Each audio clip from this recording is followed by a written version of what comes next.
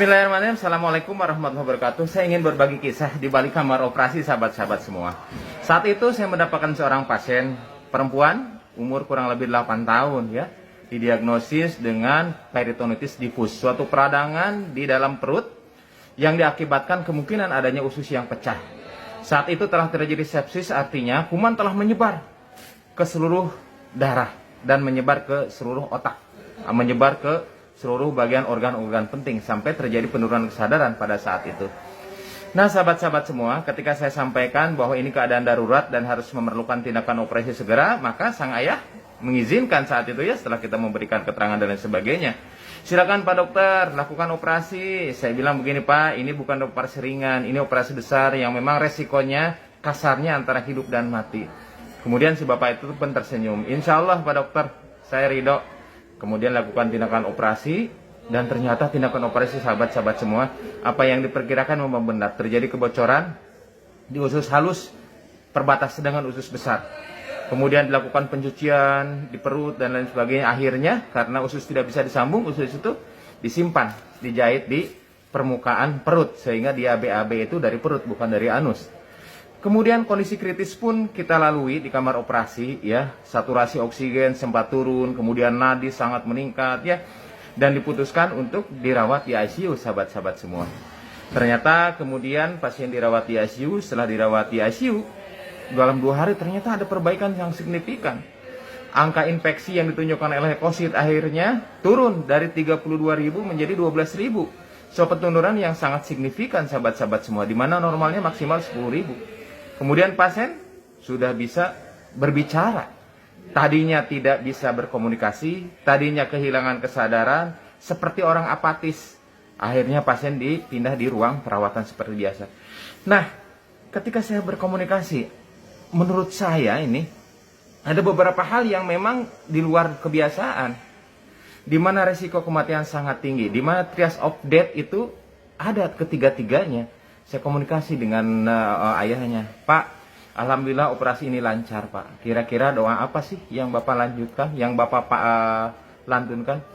Pak Dokter, sebetulnya saya nggak punya doa apa-apa, tetapi suatu hal yang bisa saya lakukan adalah terus menerus berterima kasih kepada Allah. Ketika anak saya menangis, terima kasih ya Allah, saya masih menyaksikan anak saya menangis. Artinya anak saya masih hidup Pak Dokter.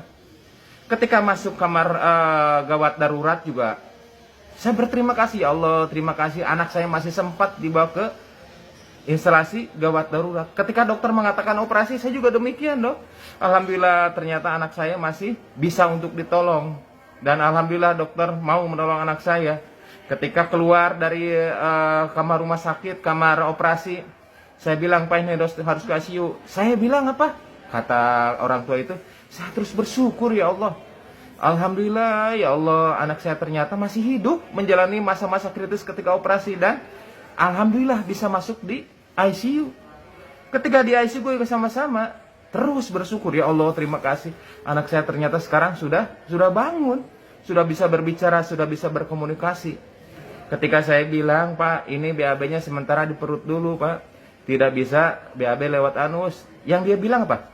Alhamdulillah ya Allah, anak saya masih bisa BAB, anak saya artinya masih hidup. Ketika diajak ngobrol, ketika di ruang perawatan juga sama demikian. Ya Allah, terima kasih anak saya masih bisa di ruang perawatan seperti biasa. Nah, saya kagum saat itu sahabat-sahabat semua. Betapa banyak kadang-kadang orang yang ketika masuk rumah sakit, dia mengeluh, ya Allah kenapa harus masuk rumah sakit? Ya Allah kenapa harus masuk ke IGD? Ya Allah ternyata harus dioperasi, kalau bisa mah jangan dioperasi. Ya Allah ternyata kok masuk ke ICU.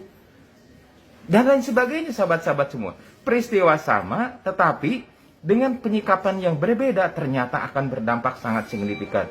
Betapa saya merasakan ketika operasi itu demikian mudahnya, demikian lancarnya.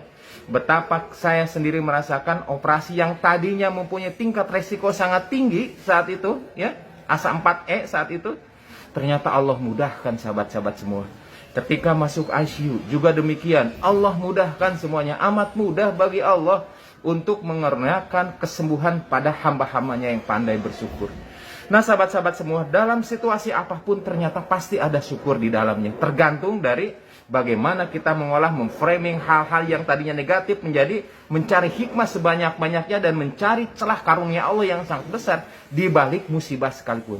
Semoga kita digolongkan menjadi abdan syakuro, hamba-hamba yang pandai bersyukur. Di balik kamar operasi, kita lanjutkan ke hikmah-hikmah berikutnya. Assalamualaikum warahmatullahi wabarakatuh.